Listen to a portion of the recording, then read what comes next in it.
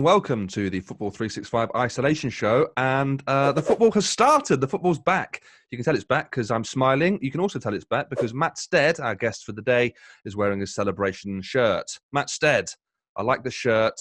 I'm pleased it's back. How are you feeling? Very well, thank you, Mark. I'll show it to everyone just in case. Look at that. So it's very colourful, bright outside, and it's bright inside as well. What more can you ask for? It's back, and I'm so pleased it's back, and it means we can crack on properly with the show, and we can do winners and losers.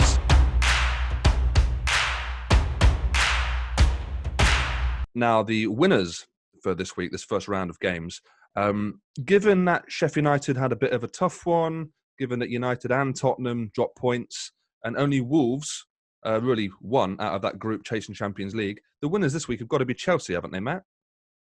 Yeah, definitely. Yeah, and it's interesting to see in terms of, obviously they've got a lot of their transfer business sorted out, and I suppose the one question for them was if they're signing Hakim Ziyech and signing Timo Werner, if they're still going for Ben Chilwell players like that, then you kind of need to guarantee Champions League football. And obviously they were fourth when they made all these signings, but still, United were breathing down the necks. They still had Wolves there, Sheffield United, like you say, but they've got that 5-point gap now. They're looking pretty sure in terms of where they're going to be. So I think that was important for them this weekend to get those 3 points, really.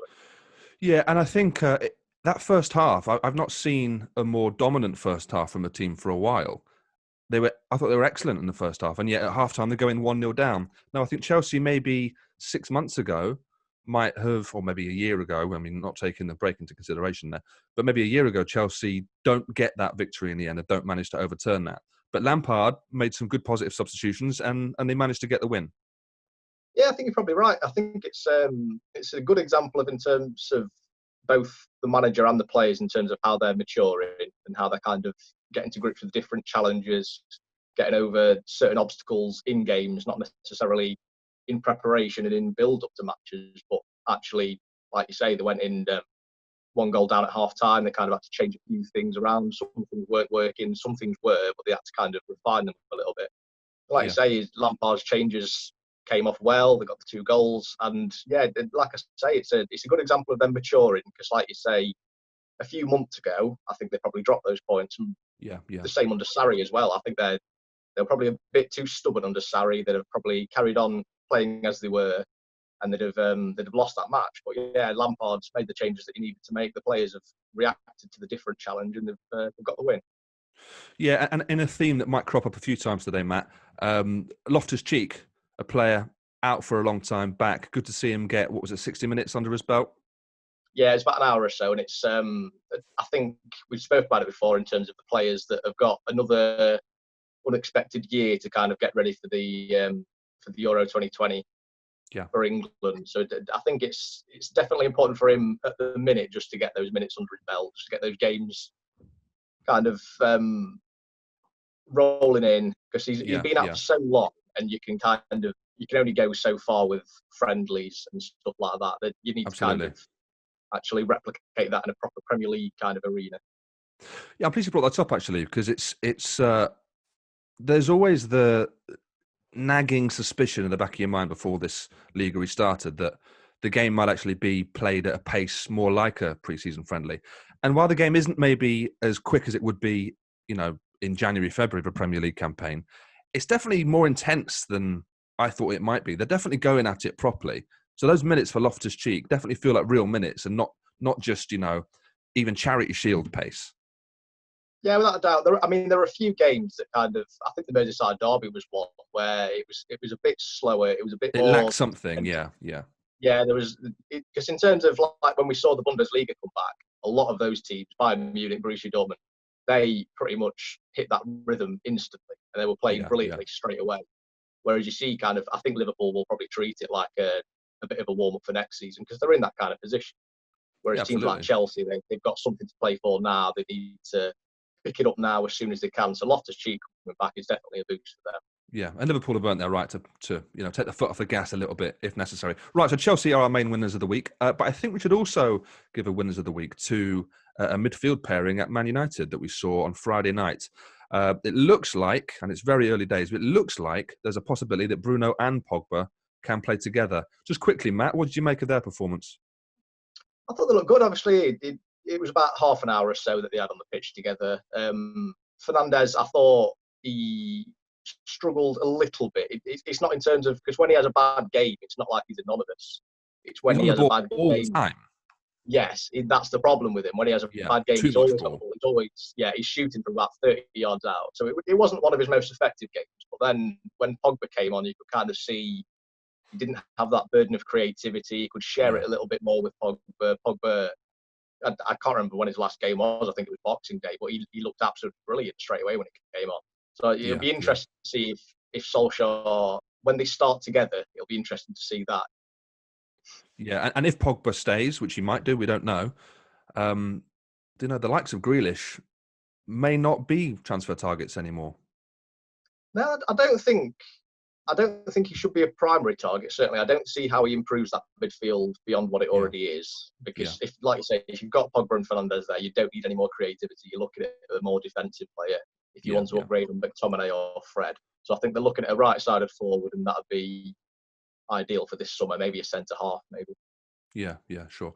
Right, Matt, I know you've got your nice shirt on and whatnot, and it's sunny outside, but we have got to go a bit more negative now and talk about this week's losers. And now, there's only really one candidate, I think, here, isn't there? They were poor in both their games. They've got, I'll say it, a clown at centre-back in that first game, only not playing in the second one because of who knows? But it's Arsenal, isn't it? It's got to be Arsenal. Yeah, it kind of has to be. You could maybe make a case for Sheffield United in terms of playing 2 games, a bit of a disappointment against Villa, and then being hammered by Newcastle. But in terms of Arsenal, you can't look beyond them. No. I mean, the City game, you can write it off. I think that's the kind of match where they compete for a little bit, but it was always going to be City's quality that they were going to show in the end. But then you come to that Brighton game, and especially taking the lead against Brighton after about 70 minutes, you'd think, right, you're going to close this game out now. You've got Arteta in charge. He's got a bit more about him. If that was Emery, maybe you'd doubt yourself. But then you've got a manager in charge who's going to kind of organise everything, make sure the discipline's absolutely spot on. But then they just collapse. And it's difficult to kind of look beyond. With Arsenal, obviously, they've got this reputation. And there's this cliche about them being a bit soft. And I think it is a bit harsh. I think people draw it a bit too much sometimes. But then you look at that game in terms of when Leno got the injury from Maupay's challenge, which, I mean, I don't think it was a necessary tackle at all. I think the keeper had both hands on it. But they're reacting like it was an over the top of the ball, studs up, shin high challenge, and it wasn't that. It's one of those things. That happens in football. I don't think Maupay's going to do him at all. And the fact that they reacted that way, and the fans reacted that way, and understandably, but it just shows that I do think they do have that softness about them. And all of a sudden they had this victim mentality. And Guendouzi in particular really, really struggled to shake that off for the rest of the game, didn't he? Yeah, he did. I mean, the thing with Guendouzi, and I know, I think it was Ian Wright who came out after the game and said that Arsenal need more players like that. But at the end of the day, he's showing that fight and he's showing that battle after the game. After full time. After Maupay scored the winner, after he's had the final say. And then Guendouzi's coming across, putting his hands across his neck. And then he's going to get a ban for that, which, I mean, probably does work in Arsenal's favour because, I mean, I think Guendouzi needs a bit of time out, to be honest. I think he's got... Already? He's been off for 3 months. Yeah, exactly. Yeah. He's got some attributes there, but I think he needs a lot more work. I think Arteta, if anyone's going to get it out of him, then it's going to be Arteta in terms of getting a midfield kind of combative player out of there. But I mean, when you look at Arsenal, you kind of, like I say, they've got this reputation, they've got this thing where they've not replaced Vieira for 10 years. But then Leno was the only player who was kind of having a word with Maupay after the injury, and he was being stretchered off at the time. You saw Bellerin kind of come over and maybe have a little word with him, and then, like you say, Guendouzi, after the final whistle, waiting until Arsenal have lost the actual match. Where was this half an hour ago? Yeah, it must be very frustrating. And also Leno, I mean, been one of their best players this season, one of the best keepers in the league, I'd say, this season. So to lose him, we're not sure how long it is for just yet, but it looked like a bad one. So fingers crossed he'll be back quite soon. 15, 20 seconds you've got to talk about David Luiz. I don't think I need 15 or 20 seconds, really. Like you say, he's a bit of a clown, isn't he? in terms of they've spent 24 odd million on him, and I know it's difficult to bring in wages and agent fees and stuff like that. But it was a gamble in the first place because they'd lost Koscielny. They needed that kind of defensive leadership, and it's just not paid off at all. No. Right, another loser of the week. I'm going to go for quite a conceptual one. It's Harry Kane's managers not understanding Harry Kane's fitness levels. We've seen now for a few years that Harry Kane seems to, no matter who his manager is, play 90 minutes of every single game, no matter what physical state he's in. And here, starting on Friday night against Manchester United, he's not played since January the 1st. So it's a long time out. And after 55 minutes, you can see he's knackered. He's done. And yet, what does Jose do? He sticks with him. I cannot get my head around this. It's so frustrating from an England point of view because you can see him losing months and months and maybe seasons off his career because of this sort of football.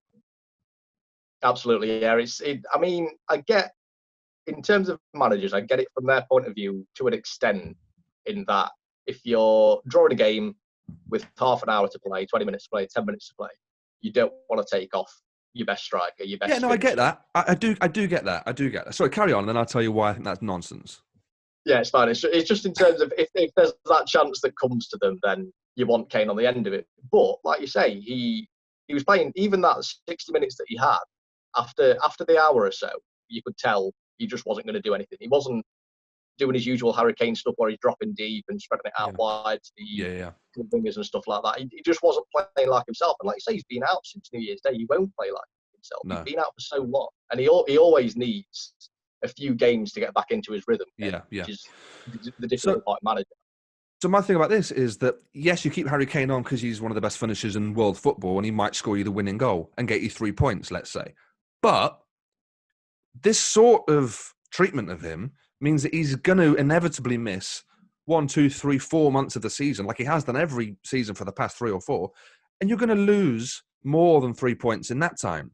So you're much better off preserving him and making sure he can go again next week rather than just going all out and fucking putting all your chips in on the table for this one game. It makes no sense to me whatsoever. There needs to be some sort of logical forward thinking on Harry Kane because otherwise he's going to be done at 31. Yeah, definitely. Yeah. It's that short-term gamble for, like you say, it's long-term damage that he's doing to his career. And it's not good management in terms of both Kane with his minutes, like you say, he's going to be shortening his career. But it's also not good management in terms of Spurs when they obviously needed something different. And I know they've still had this difficulty in terms of signing a backup to Kane or competition for Kane. But you've got Heung-min Son there, who's carried that burden when Kane's been out. You've got Bergwijn there. Obviously, they took him off. Well, he looked brilliant. They've got Lamella there, who was playing very well. And you've got players around Kane. If they're playing well enough, then you don't need Kane there. He wasn't improving Spurs' play. They didn't need him on at all. And like you say, after about an hour or so, he was clearly tired. He was clearly absolutely knackered. He was completely non-existent in the game. Very frustrating. Very frustrating. Right, let's wrap it up. We've got a mail here from Matt L. A nice positive way to end the show. Matt L says, can I just say how great it is to have football back? Thank you to all the players, the clubs, the referees and the Premier League for all the hard work involved. It would obviously be much better with fans, and I don't think anyone is seriously suggesting otherwise. But for now, I just genuinely appreciate having the league back. Matt L, I absolutely agree with you. What a lovely way to end the show. Matt L, well done. Matt Stead, well done. We'll be back here same time next week. Until then, get in touch with the show. You can email us at theeditor@football365.com. See you next time. Cheers, Matt. Goodbye.